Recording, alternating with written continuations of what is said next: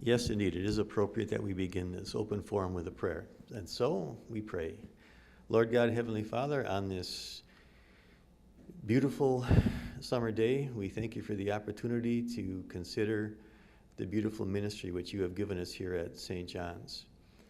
Our only desire, Heavenly Father, is historically, is presently, and always will be to lift high the cross of Jesus Christ, to proclaim the glory of the Father, Son, the Holy Spirit to the community around us, to nurture those among us with the life-saving gospel. And in your grace, over the years, you have allowed us to do that with the facilities that you have graciously endowed us with through past generations.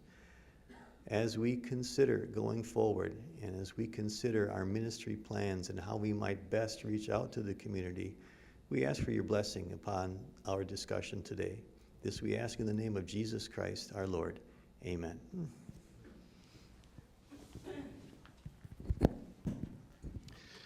So as I came this morning, I was coming in from the back parking lot into church and walked into the narthex, and a few members were looking at the board upstairs. And the first things they said to me was, "We have our questions ready." And that's exactly what we will want. We want your questions. We're going to go through a little formal presentation first, and then we'll get your response, questions, and we'll tell you what's going to be happening from that point on. So with that, I'm going to ask Dan, our property supervisor, to walk through some of the plans and things that we are looking at. So Dan, if you would. Thanks.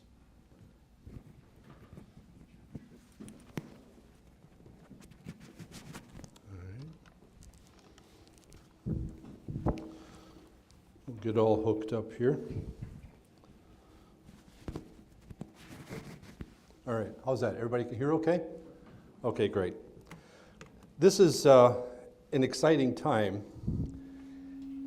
You have to take me down just a hair. There, more yet, it's the lapel mic. That one. There you go. Okay. I've been involved with long-range planning committees now here for about 10 years. And this is the result of committee number 3. Actually, we're calling this one the Facilities Expansion Committee. The first two were long-range planning. This one we're not so much looking at long range, but we're looking at right now. The first one, about 10 years ago, we had been in the school 10 years, and we thought, you know, the school's working well. It's time to address some needs at the church. And so a plan was developed to expand the narthex in between in the courtyard area between the church and the current office addition, and to expand some restrooms and a few other things. That plan did not work out for a number of reasons, mainly because after engineering discovered we could not fill in that courtyard because of a snow problem from 2 sloping roofs that would put everything on that area. It didn't really address all of our needs that we were looking for as well, and so that plan never moved forward. Then about 4 or 5 years later, we engaged Excel Engineering, and they, with us, developed a plan in which we would have moved all of the church offices over to school. We would have expanded the school a great deal because at that time we were looking at potentially 2 classrooms per grade. And then we would remodel the current church offices to an expanded narthex. The cost of that was very, very high. It did not receive a lot of support because having everything over at school and no one in the church all week long did not seem to be a desirable option. And so that option never moved forward. Well, now we are into the 3rd iteration, and we're going to go through that in detail today. I have a number of handouts that I'll be giving to you to take home as we go through things. But before we actually get into the plans, I'm going to go through a little bit of St. John's project history, just to see how, so that some of you, most of you probably were not members here when some of these projects took place and how they came about as we look at the project we're considering today. Back in 1929, we had our current church facility dedicated. It's almost 100 years old. And we'll talk in detail in just a moment on that one. The grade school, not the current one, but the school that existed before that, was constructed and dedicated in 1958. Then, in 1969, we had a major addition to the church sanctuary, which was a new Cassavant pipe organ. Cassavants are probably the Cadillac of pipe organs in the world today. There was a considerable expense for that. We're going to talk about it briefly as well. 1987, we did the narthex and office expansion. Marvelous addition that we're enjoying yet today. And in 2003, almost 20 years ago, we dedicated the school across the street, and the new school was dedicated. Well, let's look at the cost of those in our history and how we handled it. In 1929, the current church building was dedicated, and the cost was $230,000. Now, by today's standards, that doesn't sound like very much money. But in 1929, it was a lot of money. And an average house in those days, and I looked this up, was $4,000 in Milwaukee to buy a 3-bedroom home, $4,000. So you can compare that to what costs might be like today. They managed to raise $83,000 towards that. The rest was passed on into debt. But today, replacement cost insured is over $20 million. So you can see what's happened to that expansion from 1929.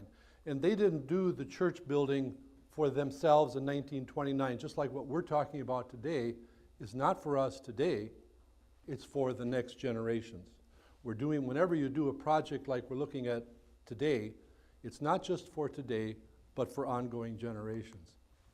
1958, the school dedicated, and this I thought was interesting, it's the exact same cost of the church in 1929. And that was kind of interesting to me. I don't know how much of that they raised. There was considerable concern about that and the debt that they were going to have. We replaced that school in 2003, and the cost of the new school was $4.1 million. Now, of course, the new school is larger, so it's not a direct comparison in cost. But just to give you an idea of what happened since 1958. 1969, the pipe organ dedicated. Churches today very rarely put in a pipe organ. I was able to go to Dubuque along with Kellyn Kozlowski for the dedication of a new organ in an auditorium there. Over $3 million cost for the organ. Our pipe organ today replacement cost over $1 million. We paid $65,000 back in 1969. It's been 50 years, and quite honestly, that organ plays as well today, 50 years later, as it did when it was originally dedicated. Narthex expansion. I happened to be here for a synod meeting back in 1987, or right shortly thereafter, and because I was living in South Dakota at the time, and I was here for a synod meeting, because St. John's is so close to the synod offices, I attended church here on Sunday, and the narthex edition was just dedicated. And I saw the exterior of that in the land and stone, and I thought, wow, this is the way you should do a church narthex and addition expansion, because I had seen so many that did not match the architecture. They'd put up a brick facility or something next to the church and attach it so they'd have some expansion room. But no cost was spared when they did this narthex addition. It was excellent. It was first class in every way. Cost was about $900,000. As I looked into the archives, their fundraising goal was $1.2 million, thinking that they could eliminate all debt and also have a contingency fund to maintain facilities, but they did not reach that goal.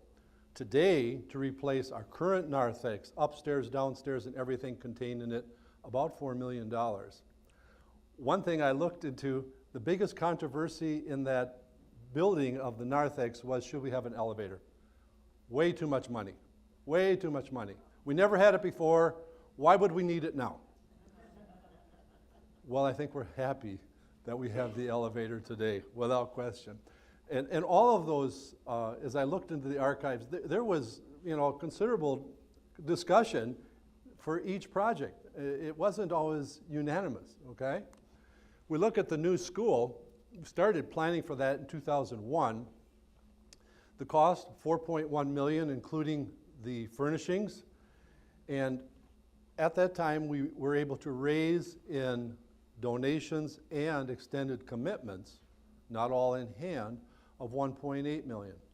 And there was some discussion, how can we go ahead with a $4.2 million or $4.1 million expansion of the brand new school and everything? We don't have the money. Will we ever pay it off? Our consultant at the time said, yes, it's going to take you about 15 years to pay off that debt. But you can do this. Our history shows that a congregation like yours, the size of yours, can do that. And thanks be to God, we have burned our mortgage a couple of years ago. We no longer have any debt on the school. We were able to pay that off. Estimated replacement value today, and again, insured value, over $20 million. Are we happy we spent that $4.1 million almost 20 years ago? Look at what it would cost us today. Okay, so reviewing project history, the current church, we paid $230,000. Today it's worth over $20 million. The grade school, we paid $230,000. Cost today, or cost to replace it back 20 years ago, was 4.1, again, not an equal comparison. The pipe organ dedicated, $65,000 cost, which at the time was thought to be, I don't know, Lynn and Cal, you could probably tell me, people probably thought that was a lot of money. Should we pay that much for an organ? Is it really going to be worth it? Well, I think we would all agree today it certainly was. The narthex and office wing dedicated, and again, I know Cal, you were on one of the people on the committee for that, and that was probably a little controversial at the time too. Yeah, he's nodding back there. But at any rate, aren't we thankful today, and what a wonderful addition it's been for us all these years. And lastly, the new school dedicated in 2003, and it has been a blessing for us all these years. It has grown. Dan, I want to bring up the new school. One of the challenges was, will we fill it? Yes. And I think that question is also self-evident. I was on the building committee at the time, and a very kind and thoughtful older gentleman in the congregation who is in heaven now said to me, I have been a member here for 45 years. We have never had more than 120 students. We have never had that many. We were building for 250. And it wasn't about 8 years later, we had 250 in enrollment. So in the first day we opened, we had 120 to 125 students, and it almost doubled in 8 years. So yeah, there was, you're right, John, thanks, appreciate that. Okay, here we are, July 2022, and we're going to talk about proposed remodeling and additions. I'll need some help to distribute a handout. I've got several handouts. This will be the first one.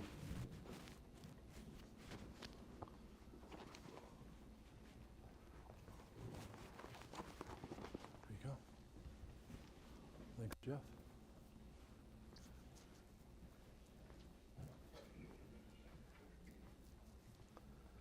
As I went through the history, you probably saw that it's about every 10 or 20 years there's a major, major project in the history of St. John's. And it has been now almost 20 years since the new school was constructed. So copies are coming around. As you receive those, the planning committee had 4 guiding principles. And this is after the past 8 or 10 years of long-range planning, listening and responding to direction from our members. The following 4 points were set as goals. All of them have been or are being accomplished. And they are, number 1, address and remove the debt. 2, acquire property to address the parking. 3, right-size the plans to our ministry needs. In other words, don't get really crazy with what we're planning. We want to fit what our actual ministry needs are. And then 4thly, update our mission vision statement. So that brings us to the bird's eye view, looking at our properties and what we could potentially do. One thing I'll say right up front, you can almost ignore the parking plan because this is not finalized at all. There's a lot of engineering and working with the city when it comes to parking and those kinds of things. This was a very quick draft of an overview of what could the parking be, especially in terms of handicap parking. All handicap parking is not shown as you're looking at this. One of the thoughts for handicap parking is that this driveway, which is our current driveway, which on this drawing is expanded to be 30 feet wide instead of what it is now, about 20 feet wide, so that we can have easy two-way traffic. That's difficult now, and so that's going to mean moving that retaining wall next to the parsonage back. And if we were able to move that another 6 or 7 feet, that would give us, and according to our designers and engineers, would give us parallel handicap parking right alongside the entryway, which would be a great thing for handicap parking. So as you look at those drawings, parking is not finalized. However, it does give you a bird's eye view of what the plot looks like with the main church addition extending the current office addition here. The entryway is moved down from this location down to the end, which is formerly Pastor Bitter's office, and it would be a double door glass entry instead of the single door we have now, and under a canopy, especially for inclement weather. So that's moved down to the end of the current addition. The landscape or topography would be raised. Right now it drops off pretty fast back there. If you're in the parking lot in the wintertime, it's pretty slippery, and it's an uphill walk to get to the office entrance now. So the plan is to raise that a certain amount so that we don't have that big drop off back there. But one of the biggest things is adding of the sidewalks. We have no sidewalks coming up to the entrance now from parking. And so you basically have to walk in the street. So the idea is that we would have walkways to come up. If you have a wheelchair or something like that, whatever, you're able to walk on a sidewalk and not in the parking lot itself. There's the dark, I don't know what you'd call this, kind of a pink area would be proposed addition. This is a all-weather deck, and we'll talk about that a little bit more later. Over at the school, the proposed addition is in this back corner here and lays out kind of like that, and we'll get into the detail. And you can see, I think I've talked about all of the things here that outdoor courtyard, yeah, okay. So we've talked about all those things.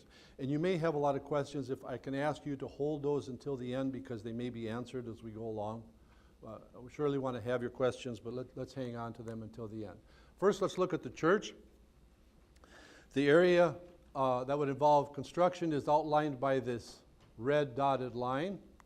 Things we're adding: office addition, 1,950 square feet, remodeled and larger narthex, additional offices, small conference room, larger restrooms, new coffee area in the narthex, larger storage room, additional volunteer workroom, reception area, moved to the office entrance. The plans you see up in the narthex, this is an updated plan from that. The women's restroom has been doubled in size from what you see up in the narthex. So that'll be a welcome change. So we're looking at 5 stalls. Right now we have 2. So the new restrooms would have 5 plus a baby changing area, and that sits right in here. The men's restroom would also be larger than it is right now. This area is a comfortable seating area for conversation, a high table area moved out of what is currently here in the middle of the narthex. A new double door entrance here with a window for the receptionist here who can meet and then decide to leave people into the building, so the building is secure at all times. So the reception area is here with the workroom attached, kind of moved across from where it currently exists. Then there's a temporary workroom for people like counters or Christy Meyer, who is our communications specialist, someplace for volunteer workers to work, so that's a space for them. A large storage room. Right now we have a little closet. It's really about the size of this door going into the stairwell. It's about 2 feet deep, and that is the office storage room. Not very big. So, and what they do is they have their things stored downstairs in a storage room off of St. Matthew's room right now. And so they have to go downstairs, get some files, whatever, come back upstairs. When they take it back downstairs, put it in the storage room. So they're going to have a storage room right in the office area itself. Then there are 5 offices for 4 pastors plus our accountant. And then there's a conference room where there can be small meetings. Pastors can meet with couples for potential marriages, for counseling, for staff meetings amongst all the pastors and staff, etc. So there's a small conference room with seating for 8 people or so. Okay, that's the top floor. Over here, there's a raised patio, which would be level with the narthex, which is going to allow access directly from expanded parking into the narthex without having to come around and go through this entrance. This would still be the handicap entrance because this will all be on grade. There will be some steps coming up here from the back, but it would also allow exiting back to that parking lot.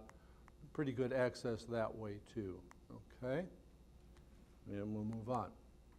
As we look at the lower level, under what would be the new addition, again, the dotted line shows where construction would take place. We would add a large storage room right here, primarily for all of our Christmas decorations.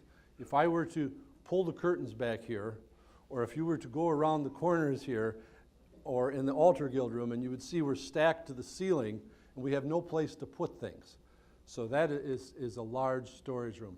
What is now the St. Matthew's room would be reduced in size to a seating capacity of about 20, which would be used on Sunday mornings most likely for the Bible information class. For new members or review, there usually aren't that many people, but up to 20 people could be in that room. This larger meeting room will be to take place of what is now the lecture room over at school. Because we're going to be losing that, you'll see down the road here, because that is becoming early learning center classroom. And so on a Sunday morning, we could have the large Bible class in this room, which seats about 100, and we could have another Bible class which seats about 50 over here. So we could have 2 good-sized Bible classes right here in the church facility. And then there are some storage rooms attached with that. You have a question? Yeah, from the previous slide, could you describe the coffee room in more detail? Yeah, we can, and I'll do that quickly, but please hold your questions till the end, okay? Because I don't want to stop constantly for questions, but I can tell you a little bit about that. Basically, all we're talking about is the counter space here. It won't be like a cafe or anything like that, but it would provide a space. If we wanted to have a coffee facility, there will be a small sink with water capabilities for having coffee available for fellowship in the narthex before or after church. We're not moving for the Bible classes from what we do here. This would still be just like it is now, but it provides that facility in the narthex, and it's been requested by a number of people that we have something like that. So that's the reason that the architect incorporated that in this little corner right here. Okay. Dan? Yeah. With that same floor plan, that one there. I was thinking like with a nursery, or where's going to be the changing tables for the babies? Is it going to be with the men's and women's bathrooms, or is it going to be over on the other side? First of all, we'll have the 2 spaces we have now, one in the nursery down. The question is about changing places for babies, is the question. We'll still have the 2 spaces we have now. We have the one down here off of the women's restroom. We have the one in the mother's room at the rear of the church. But there would also be facility here and in the men's room for a drop-down changing table on the wall. So both the women's and men's in the narthex would also have them. So we'd have 4 different places instead of the 2 that we have now. Okay. All right. This is a rendering from Dewey Avenue. And you've already seen this upstairs. Remember that the current entryway is about here. Current door is about here, right next to this fence, and it's moved down to the end of the existing office area, and then the part back here is new. This would be the only land and stone portion that would be added. Adding land and stone today is a very expensive endeavor. Back when we did the school, we initially wanted to match the church, and we got the first quotes back, and the land and stone exterior of the church was over $1 million addition. It's a hand operation, like a puzzle, putting those land and stones together. Building a church like ours today, very, very costly because of the line and stone handwork that needs to be done. But we do want to be able to match the current church, so that this is kind of a really nice, attractive feature, I think, that will look nice looking from Dewey Avenue. And then looking from the back towards, it's kind of the same kind of idea, but you can see that we aren't looking at this severe drop-off of a couple of feet makes a big difference in the drop-off. And we did have a topological survey done to see what can happen there. We still have to have drainage and all that figured out, but hopefully we would not have as severe a drop-off to the rear as we have now. All right. And this is a view looking into that courtyard, taking a direct walkway up to the deck that would go directly into the narthex if you chose to go in that way. You could also choose to come around through the overhead canopy entrance and go in that way. All right. All right, taking a look at the school. Oh, wait, I missed something. Gotta go back. Sorry. Again, I said that the dotted lines are construction areas. I missed these two up here. And just to talk about those briefly, this is a restroom that currently exists back in the corner. The women are probably familiar with it.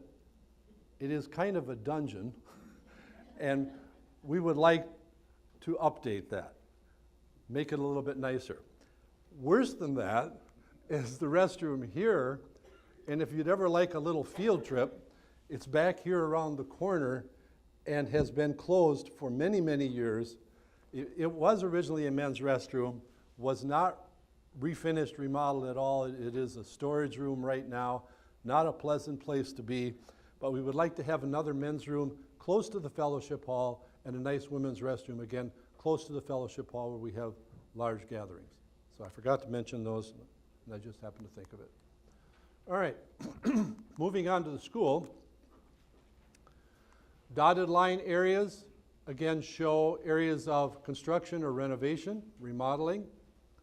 This bottom area would be, which is currently the K-5 classroom, which is going to be moved to the mid-level, would become expanded offices for Early Learning Center, and we're also talking about expanding that early childhood operation to include infant care, which we do not have now. We would need facilities for that, and so this room is all part of that. We still have a second office here for a helper to the main child care administrator there. Then this back area, the dark pink area is new, and the area in here would be remodeled. This is a storage and mechanical room now. We put a hallway through there. We have to keep our electrical connections, which are on the wall back there. We can't move all of that, so that's where you see these doors there, but there's a hallway that comes down to an additional early learning center classroom. And then since we lost some mechanical room space here for the hallway, we're going to add it back here. And then there is a large motor activity area. And that is for, again, early childhood and extended learning after the school day, a place for them to go besides the current gym. There really isn't time in the school day to allow large motor activity of our early learning center. And so this is going to give them a separate space which is available during the school day when the gymnasium is taken up with Phi Ed classes and after school with practices. It's not available. So it's not even the size of a half court of a gymnasium, and it shows that in there, but it's really designed for large motor activity room. Down here you see, again, dotted lines indicating construction. This, which is currently the lecture room with steps in it, the steps would be removed. It would be an early learning center classroom. And then down here are some window wells that could be added to allow some natural light into those rooms, which they don't have any now. So you can see those kind of on the bottom drawn in. All right. Then the mid-level, we would add a new K-5 classroom, which has been moved out of the lowest level, and it would be over here. And this is really nothing besides it is the upper level of that activity room. So if you throw a ball or something, it doesn't hit the ceiling at 8 or 9 feet. It's an extended ceiling height. So there's no, you can't get into that space from the mid-level. It's just the upper level of that activity room. All right, and I think I've covered everything there. Oh, down here would be an additional, it's not really additional because we have, because of the size of the gym, we need 4 doors exiting for the number of people it contain. Those doors that are there now, they're in very bad shape and they need to be replaced. But what we would do is just block that up and put new doors in here into a small vestibule, which would then exit into the parking lot. And you'll see that on the rendering in a little bit. Upper level adds a couple of things in the area that you see, shows the construction area. This is a large music room, which formerly was in the lecture room downstairs, which again is turning into early learning center area classroom. So we'd have a large music room here, and then we'd have a large science room because what is currently the science room is being repurposed. And there's a storage area off of the science room here, an additional office here, which could be for a staff member. Down here, also an area of potential remodeling construction where it was formerly an art room and a science room. They're very, very narrow rooms. We have a lot of students that take piano and instrumental lessons during the school day. And we have a piano room on the lowest level now where most of those lessons are taking place for piano. But the other lessons for guitar and for trumpet and for trombone and clarinet and flute and all those kinds of things, we don't have space for those. And so what we're potentially looking at are some practice rooms or lesson rooms here and a multi-purpose room here. Exact functions haven't been determined yet. We're just looking at spaces. Okay. Renderings of the school. This part here would be new, and we have met with the Wauwatosa City Planner's Office and officials and a number of people there with MSI General, and they're okay with that. No problem with the setback. We were concerned about that at first because for setback, they're looking at Harwood. And so we can go up to, would you believe, within 3 feet of the property line. They weren't concerned about that really at all. We may have to take down and re-put up the retaining wall as you see it there, but they had no issue with this. Also with the height, because we're not going higher than the current school, there are a lot of regulations in Wauwatosa, but they are okay with the height too. So everything we talked to them about, they were okay with all of that. But you can see where that new addition lies there. And in this rendering, the addition area is back here, okay? And that would be that entrance, the doors exiting from the gymnasium. All right. Now, as you've all been wondering, what's all this going to cost? We have another handout. There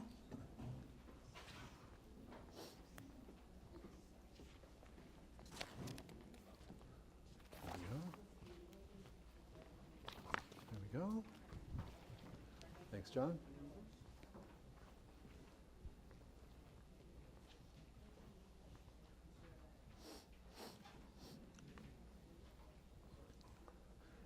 While they're passing those out, it took a long time for us to get these estimated costs from the architect and the construction company. Why would it take so long? The reason is we're living in an age of 8%. This morning, just in the Sunday paper, I saw it is now 8.6% inflation. It could be as much as 10%. These costs are projected not for today, but for a year from now. So you need to realize that the costs are going to look high because they don't know what construction costs are going to be 12 months or more from now. And so it has to be built in a cost for inflation when we're looking at 8 to 10% inflation. Mary? Would it be possible to go back to picture At the end. rendering of Church 303? At the end. At the end? Yeah. Okay, costs for the church. Total for church remodeling costs of the addition, remodeling of the narthex, etc., about $2.2 million total, which is about half the cost of replacing our current narthex. So it's still substantial though. That does include parking as well. So, and our parking lot needs to be resurfaced for sure. Remodel and expand the narthex area, open the space in the narthex, new larger restrooms, new seating areas in the narthex. Also includes adding on to the church office area with 5 offices, church administrative assistant, reception and work area, additional workstations, conference room, office storage, and the large meeting room downstairs. Add on to and upgrade the current courtyard with an all-weather maintenance-free deck, a new entrance into the narthex, sidewalk improvements where we don't have sidewalks now, and some landscaping updates too. What is not included in that figure would be deferred maintenance, which we have been holding for a little over 10 years as things have built up, thinking when we do a major project, that would be the time to do our deferred maintenance. Oh, I forgot to add this. Adding the covered entryway into the new church, repave and expand the parking lot, remodel men's and women's restrooms, also in the fellowship hall down here. That's in that figure. Church deferred maintenance. We have an estimated total of about $130,000, replacing the carpeting, which, by the way, that carpeting has been in there since 1987. Wow, that was some pretty good carpeting. I don't know if the next one is going to go that long, but we probably would also do carpet tiles instead of what we currently have so that you can do some adjustments and wear and tear in certain areas, doorways and so on. Adding pew cushions. Some people ask about that. Is that a good idea? What about acoustics? It's like a full church. The acoustics would be about the same as a full church. And are there other examples of this? Grace Lutheran Church downtown, which is about 120 years old, they put pew cushions on the bottom. It's just a nicety. The problem I have is numerous people have contacted me, Dan, can't you do something about those cracks in the pews? I sit down, and when I stand up, it grabs me. And that's true. Those pews are almost 100 years old, and it's a factor.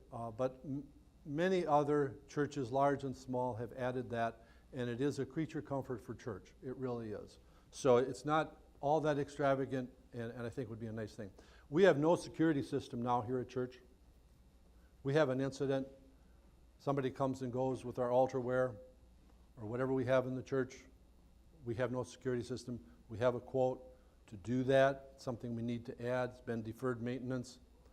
Our exterior building lighting, if you come by here for the 9 months of the year in Wisconsin when it gets dark at 5 o'clock, you can't even see the church on Harwood. At one time we did have some in-ground lights around the tower. We had about 4 or 5 of them. All but one are filled with water and have been for a couple of years now, and we've been looking at that exterior lighting. We'd like to have a presence in the community that when people drive by St. John's, they can actually see the church after it gets dark. And it does get dark early, as you know, for much of the year in Wisconsin. So we're looking at some exterior building lighting. Replace or refinish Dewey Avenue entrance doors. They've been worn over the years, replacing Harwood Avenue exterior stair railings. Some of them are missing. Some of them are broken on one end, and they all are about this high. I don't know if people were less in stature in 1929 or what, but all of those railings need to be replaced. And then digital signage. Our outreach committee has asked for something like that. So those are deferred maintenance items. Looking at the school remodeling, total of about $4.2 million. Adding ELC classrooms in the adjacent toilets, adding a large motor activity room, moving the K-5 classroom to the main level, move music and science rooms, add storage space, add window wells, relocate. Oh yeah, this is something that was discovered when we had the topological survey done. We have a stormwater that goes right under where that addition would be. And so that would have to be relocated for the stormwater going out to the street, and then develop and improve 2 grass lots on Dewey Avenue. We do have the 2 lots up on Dewey Avenue. We haven't determined a purpose for them yet. We would need rezoning if we did something. Another thing I did not mention is where the current parsonage stands. Some thought has been given to, should we keep that parsonage there? If it were gone, we could add 20, we did have a plan for 20 to 24 additional parking spaces right adjacent to the new church entrance. That's a possibility. Could we build a house for a parsonage up on one of our lots? That already is zoned correctly for that. It's not part of this plan, but it was in the discussion. If you have a thought about it, when you online, there's going to be an online survey for you to please give your thoughts back after you see all of this. If you see something in the plans or something we haven't talked about that we really ought to look at, please put it in the comments in the surveys that you're going to be having. Some of you will have individual interviews. All of you will have the opportunity to respond with an online survey. Deferred maintenance at school, we've got a number of things. The Harwood retaining wall going up to the lower level entrance on Harwood is leaning about 1 to 1.5 feet. Some people have talked to me, aren't you worried about that falling on somebody? Well, yes, we are, and it does need to be replaced. And I've had a quote for several years to do that. It's an expensive operation. We're talking between $20,000 and $25,000 to take that down and put it back up. So we're looking at repairing that. The exterior metal doors are deteriorating at school. The snow comes in many places. The gymnasium sound system needs to be replaced. The concrete at the ELC entrance has sunk and the water runs towards the door instead of away. We need to change that. And then there are a number of miscellaneous items. Only a couple are mentioned here. Some carpeting, some painting. Some of our wash fountains no longer function properly, but that's included in deferred maintenance. Okay, next handout. Need some help again?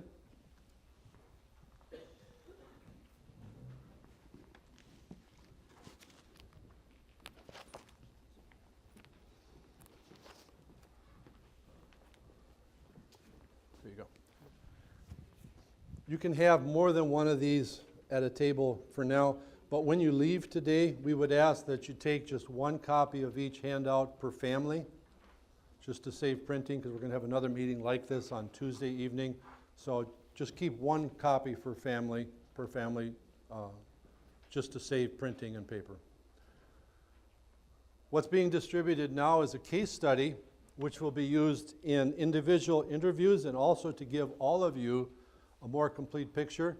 This case study was prepared by Walsh and Associates, who we have engaged to be our feasibility study company.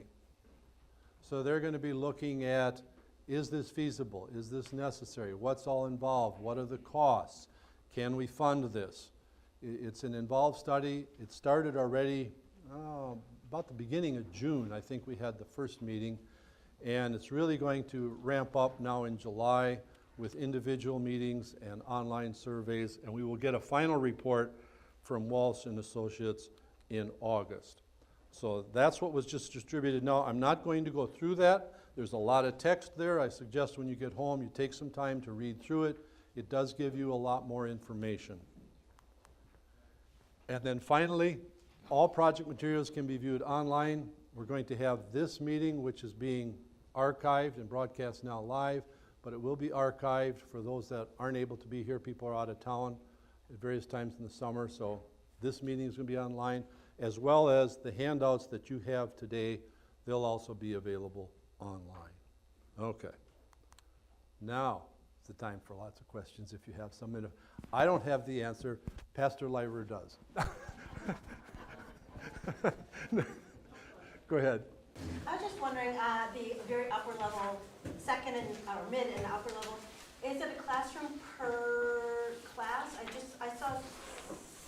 didn't see enough to make it that way. Maybe I come from. Yeah, Dan, can you respond to that? The question is, and I'm supposed to repeat these because maybe everybody didn't hear it. Is there one classroom per grade or per class? I don't count them correctly then. There's first, second, third on the mid-level with kindergarten.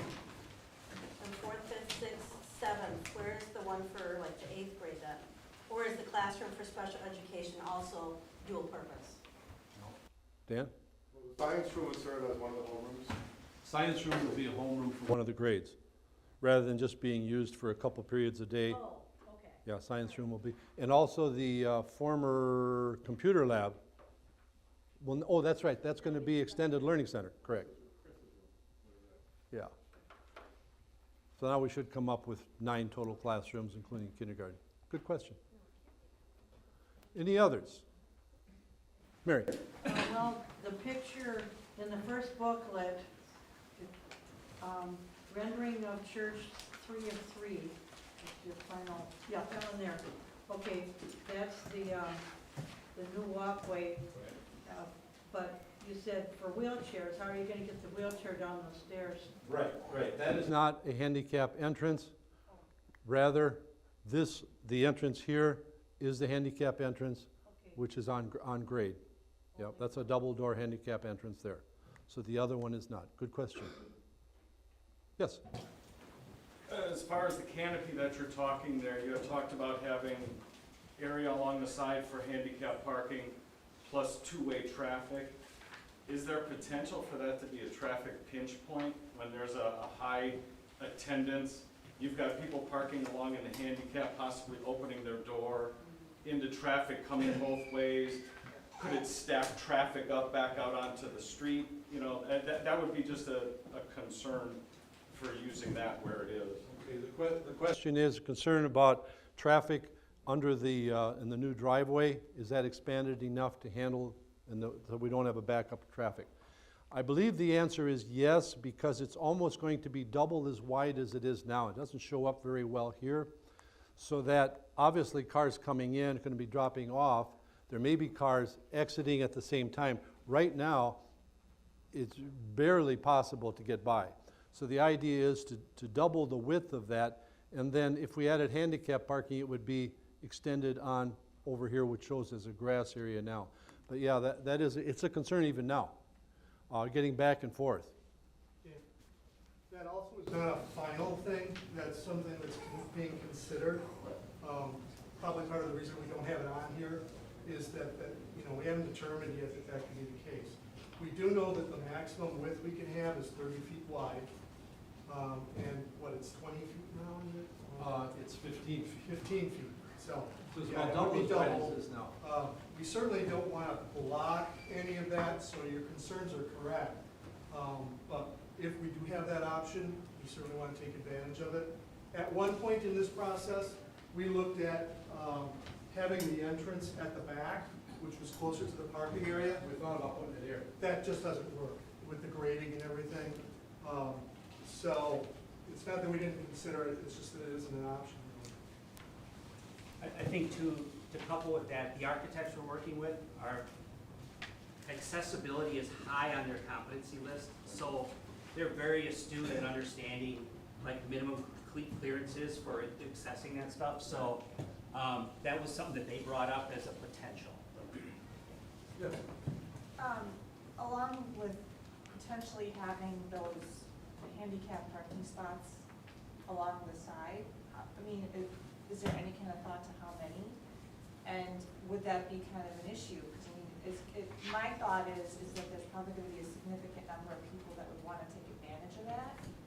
And whether or not, if you can only afford to have 4 or 5 spots along the side, you know, I just not sure how, you know what I mean? Like, I would assume that I don't know that the people would argue over it, but just, is there enough space to put a significant number for people who need them? Question is about the number of handicap parking spaces, and yes, that is a priority. And that's why I wanted to mention up front that this parking plan is not finalized yet. Go back, where was I? Get the right one here. There we go. We lost about 4 spaces that are located here right now. 2 of those are dedicated handicap now. We have a couple of handicap spaces designated here now, so we have about 4 of them. The idea is we would like to have 6 spaces, which would be more than we have now. It's just a matter of how we configure that parking lot. Do we make some of these? Do we reconfigure this? Do we make this handicap parking and you come around the sidewalk to the handicap entrance here? How can we do that? If we did not have the house here, could we do something with that? Yes. The answer to your question is yes. We want to have the maximum number of handicap parking spots we can have. There's no question about that. And in general, to the parking question, both Dan and I, as he mentioned earlier, sat in on a meeting with the city. And I'm, for one, glad that someone else has to worry about all those details. But the talk about the new green space rules for Wauwatosa came up, and all that has to go into regarding parking. So there's a lot of questions that are up in the air. There's a civil engineer that has to be involved in determining a lot of those things. That's part of the reason we can't tell you today, you know, that parking is correct or how many handicap spots we can have. Our intent, our desire is to obviously have as much parking available as possible, including handicap. And, you know, as Dan also mentioned, MSI, and I think you mentioned as well, John, that the accessibility issue is one that is very high on the list of things we want to make sure we have availability for. So it's just not finalized, and it'll take some work to do that, working with the city as well to understand what their requirements are.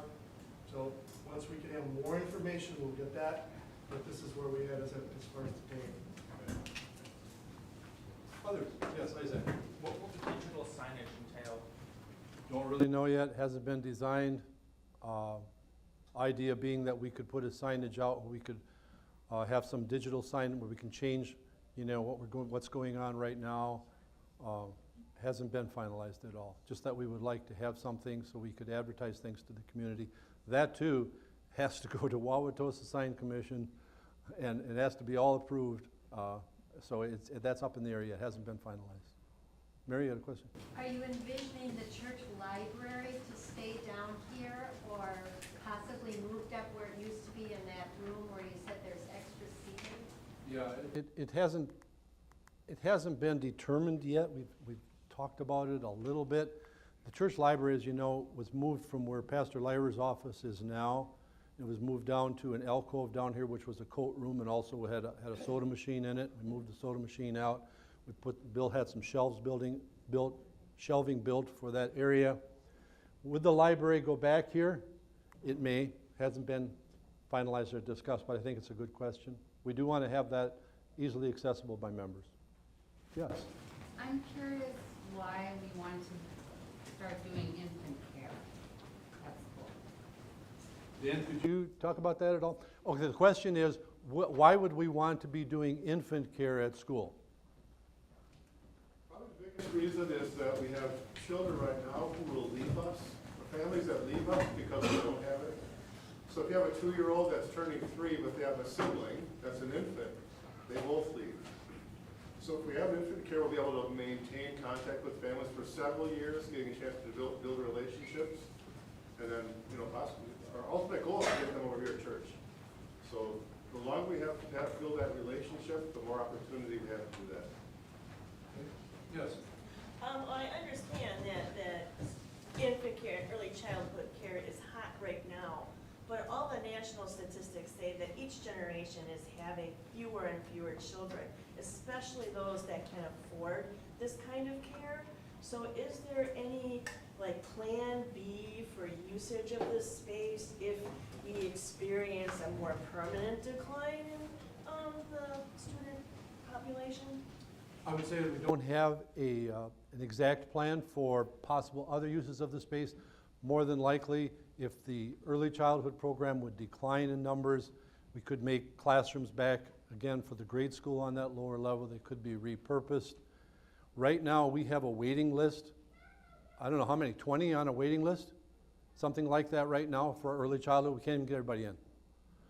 So how fast would that decline? Can anybody tell the future? We really don't know. But we do know that it has been a magnet for people coming and getting introduced to our school, to our congregation. It has really been a magnet for that. And like Dan said, having the infant care available, we tend to lose families because they don't want to be running to 2 different child care centers in the early morning on the way to work. And so it would allow them, what happens if they have an infant come along and that we already had a 3-year-old, well, rather than go there for the infant care and then here for the 3-year-old, let's take both of them out and we'll go where we can get everything. So that's really the thought. And what is the possible, I mean, what it currently is the statistic on retention of our people that actually become members for being in the school? That's a good question. I don't know, I don't have the answer. Dan, do you have that answer? You don't? Pastor Schrader probably would. He's in the Bible information class this morning. But he is the one that really is the assimilator of all of the, he meets with all of those parents in early childhood, talks about the church, Christian education, continuing in the school, becoming members of the church, and I don't know what the statistics are. Yeah, way back in the corner. The room for infants looks really small. What is the capacity of that room? Now, Rachel is not here, is she, Dan? Yeah, Rachel Wendland, our child care director, was really involved in the spacing, meeting with the architect on that. Dan? I can tell you the ratio is 1 to 4, so you can have 4 babies for each adult. And if you're talking about, that might be the crib room, is that the office space you're talking about? Yeah. So we could put 4 tiny cribs in there, or maybe 8, because we could have 2 adults and 8 kids. Good question. Yes, Paula? How many ELC classrooms do we have now? Question is, how many ELC classrooms we have now? Dan, can you help us with that? We have 4 classrooms with teachers, and we have 1, well, we'll have 2 empty classrooms, I guess you say, this year. We hope to add a second K-3 room next year, so that would be 1 empty room, which really serves as our extended care, before and after school care room, so it's empty during the school day, but it's used before and after school. I think there are some limits and numbers in that early childhood, and before you have to have aides and. It depends on the age, so for 2-year-olds, you can have 8 kids, for 3-year-olds, 10 kids, 4-year-olds, 12 kids, it's a scale like that for ratios. Yeah, Paula, once more, and then we'll come back. What street is this based on? Let's see here. That's yeah, the back. This one? Previous. Previous. This one? This would be if you're on Harwood and you're looking at the school, you see that cross there? That is in the stairwell right now. That glass block cross already exists. It faces downtown Wauwatosa. So if you had driven down Harwood near where the bridge is, the walkway bridge, and looked back at the school, that's what you would be looking at. The playground down here, Harwood sits over here. Okay, and that street you see there is really an access road from, Aurora actually owns that, but we're able to use it. And it does come from Aurora's lowest level parking lot and comes around and empties into Harwood. Yeah, there was a question back there, sure. If you're considering adding infant care, would that not also mean more staffing? Yes. Yes. So that's an added cost. It's an added cost. The question is, if we're considering adding infant care, does that require additional staffing and additional cost? Yes, it does. However, we have found that in all of the early childhood, it is not a money loser. In fact, to have your children in the early learning center costs more than the tuition in the grade school. And parents are very willing, apparently, we're as competitive as anybody, and it's not inexpensive to have your children in childcare. It's a big expense, and it more than covers the costs of staffing. Yeah. Yes, go ahead. Do those staff members need to be called workers? Because we're obviously having issues with that all the way around. No, they do not. We want them to be church members, but they do not, no, it's not a called position, it's a hire. I'm sorry, Sue first, and then we'll come over. Will we be seeing the numbers as to projecting how much the staff will cost versus the tuition that we will be asking for if we build this? The question is, can we see the numbers of tuition costs and staffing and expected income? We can get that for you. We can get that for you. We are. One more question, go ahead. Yeah, why don't we ask the question of Pastor Schrader earlier? Yeah. You had all these questions, Pastor Schrader, that I said, well, we can't answer that because Pastor Schrader knows. No, Pastor Schrader, the question was, do we have any statistics regarding how many members we gain or into the school or into the church through the Early Learning Center program. Now, you meet with those people, I know, so do you have any comment on that? Anecdotally, I think I did that a couple of years ago. I did a study of all the new members, like within the last 5 years. And if I remember, I think 80% of those were either through the school or through the Early Learning Center. So it's a high percentage of new members that are coming here because of the Christian education aspect that we offer. But of those that come, what percentage actually become members? And stay members. It's, yeah. That varies. Now we have a BIC running now, and one of the families is a school family. The other one is Early Learning Center. So 2 out of 3 of our. It seems like there's a couple every year. It's not a huge percentage. Some of them are already churched that are coming to the Early Learning Center and know that they're just going to be here for preschool. I do some interviews and some prospect management, I suppose. My focus is always on the unchurched and trying to get, and some come and some don't. But you don't really have a. I don't have any statistics for you today. Okay, I would thank you all for coming. We need to let at least Pastor Schrader leave so that he can cut church in less than 15 minutes. Thank you all for coming today. Again, limit the handouts to 1 per family. If you just want to drop them off in front, the ones you don't need. And there will be an online survey. We do want your reactions to this entire proposal, okay? We do want your reactions. Thank you.